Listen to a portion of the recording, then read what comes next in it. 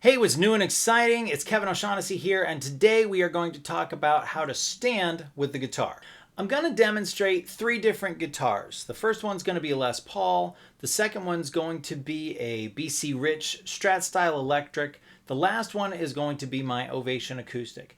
Now what you're going to find is that all three guitars are going to hang off my body very differently, but they're all going to allow me to maintain that up, back posture that I've talked about in other videos, and it's going to be very easy for me to reach the notes on the neck. You might be wondering why that is. Well, at least for the time being, the dimensions of your body, your anatomy, are fixed. The body obviously continues to grow, but at such a slow rate that for all intents and purposes, it's not changing. It's probably why if you've been playing for a while and maybe you put it down for a bit and then decided to pick up the guitar after a hiatus, you pick it up and you go, wow, this feels kind of weird, especially if you haven't played it for a few years. Then yeah, there's some changes that have happened in your body in that time, and the guitar doesn't quite feel right. Okay, but by and large, you're practicing on a regular basis. You're going to notice those changes in your anatomy over long periods of time. Okay, it's going to be a while, and then sort of all of a sudden, this doesn't quite feel right anymore, and then you make adjustments. But the guitars are absolutely fixed. A Les Paul has different dimensions than a Strat, has different dimensions than an acoustic, has different dimensions than a Flying V. Okay? They're all very different, but it's entirely possible to get the guitar positioned in just the right spot so that you can maintain your posture and access all of the notes. So if that little bit right there gave you the information you need to go off and try to figure out how to solve whatever issue you might be having standing with the guitar, that's great. Thanks so much for stopping by. Remember to subscribe and adjust the notification settings to taste. And I'd ask one more thing, and that is leave a comment down below and tell me what issues you are having so that I can address it in a future video. For everybody else who wants to see the demonstration, here we go. So what I've got here is my Les Paul Menace, okay? It's a very cool guitar. It sounds awesome. It's especially good for like metal rhythm guitar parts. It sounds great. And it's also the most awkward guitar for me to play, which is why I thought I'd start with it. This guitar, as you'll see, it's kind of the body slung kind of low, like most people who play Les Pauls or Gibson guitars. A lot of players, Slash, Jimmy Page, all these guys, they sling it down really low. I'll explain why in just a minute. But let's check out some of the details here, some of the things that we're doing. So for starters, you'll notice that I still have a very upright posture, okay? Now I can turn this into menacing positions if I want to and still keep my back straight, neutral wrist, all those wonderful things that we're talking about in the previous videos. But what's important is sort of where the parts of the guitar lie so that I can access all the notes and feel comfortable doing it. So the guitar here, basically the top part of the back of the guitar is essentially resting on my hip bone. Okay, that's really where I'm getting a lot of the support from this is against my hip bone. Okay, it's way down low. One of the things that I noticed when I first picked up this guitar is that it's a little headstock heavy. So I've got to really put some weight. I've really got to put a little weight from this forearm onto the body of the guitar to help keep it up. Now you'll notice that when I do that, the guitar neck stays up all by itself. I don't need to hold it up with my other hand. It just stays there, okay? That's what you want. You don't want to have to hold up the neck of the guitar with your fretting hand. You want to be able to just move freely about the guitar neck. So we use the forearm to add a little weight to the body of the guitar to maintain this angle. With that, in order to fine-tune the position of my fretting hand, I usually abduct the shoulder a little bit. So if you remember from a previous video, raising the shoulder like this is called abduction. Bringing it down into your body is called adduction. And so I bring the elbow, I bring the wrist up. I turn the wrist slightly to match the angle of the neck. And I do that with my shoulder. I could just as easily do it with forearm rotation, okay? But depending on what I'm playing, that can cause a little strain in the muscles right here. I find that if I use the shoulder, and I'm only pulling it out a couple of degrees, not a big difference.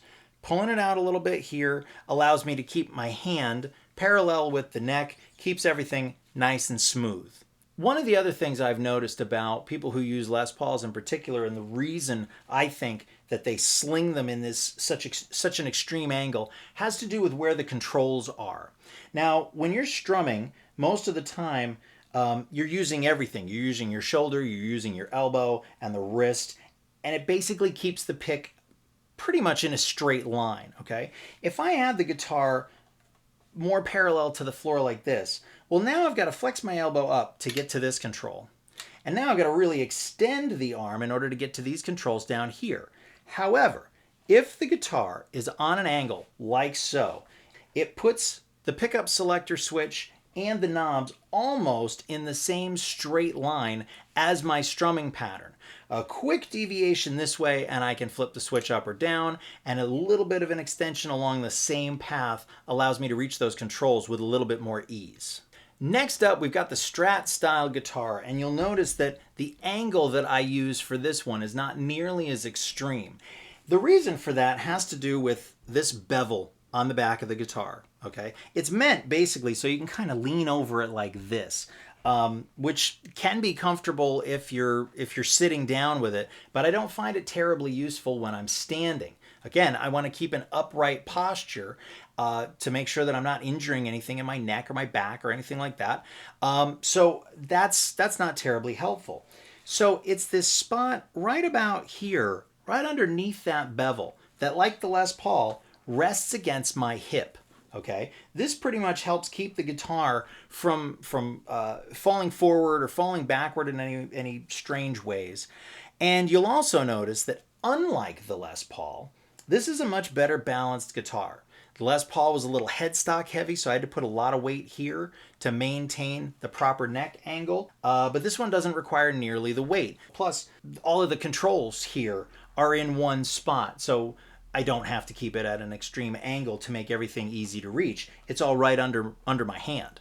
Now, in this case, I don't really need any abduction in my shoulder to get my hand in the right place. I just lift it up and it's pretty much there. Because this neck is not as it's not angled in the same extreme fashion that the Les Paul is, I can drop this down, I can let my arm hang a little bit more freely, and the tiniest little bit of forearm rotation can allow me to get the notes that I need without much trouble.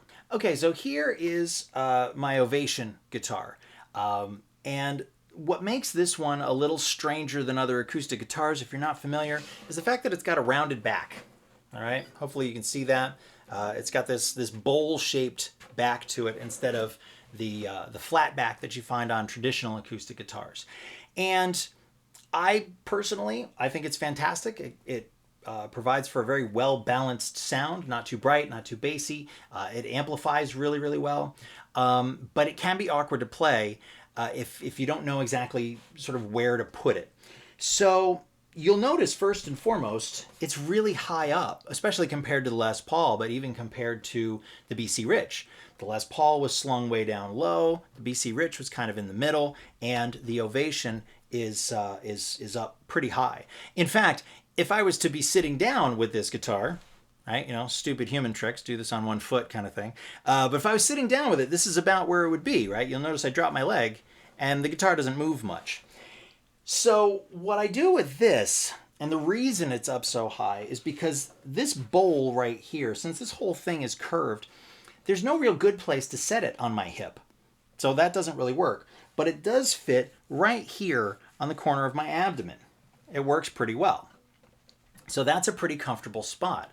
On top of that, the motion that I would be using for strumming allows the crook of my elbow to basically fall right on the corner of the guitar. And this is where it would be if I was sitting down too.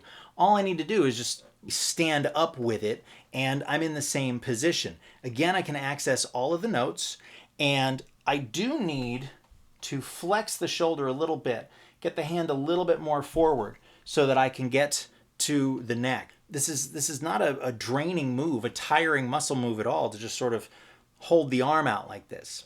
Especially because, like the other guitars, my right arm is putting a little weight on the body to help hold it in place. So again, you see here, just like with the other two guitars, if I take my fretting hand away, the guitar neck doesn't move. I'm not putting any weight on this. And the act of simply pressing the fingers down on the fretboard provides enough friction that the arm doesn't want to drop. I'm never using more muscles than I need. It didn't always used to be like that. I used to play with ridiculous tension all over my body. But the fact that I'm keeping a good posture and I'm using the mechanics in such a way, a little flexion here, a little abduction here, a little forearm rotation there, I use them in combination with each other. No one muscle group has to work too hard. They all work a little bit and the whole thing becomes a lot more comfortable. Now, if you made it all the way through the end of the video, I've got a free gift for you. Since we're all still probably somewhat stuck at home, even though things are starting to open up during the COVID-19 crisis, I am giving away a copy of my album, Persistence of Vision. It's a cool digital package you can download right away. There's a link in the description below to learn more. It's just a free album. It's my way of saying thank you, stay safe, and when you click on the link, you can read all about it. All you have to do is just leave your name and give me an email address to send it to, and it's all yours. No strings attached, no nothing, just a free gift. I hope you like the music. So I hope you found that useful. If you did, leave me a comment and let me know. You can also tell me what other issues you might be having so that I can address them in future videos. If you haven't done so already, please subscribe, like, share the video, adjust your notifications to taste. I post every week. If you've got any questions, as I said, leave them in the comments below. In the meantime, I am Kevin O'Shaughnessy. I will see you in the next video. But if I were sitting down, that's about where the guitar would be. And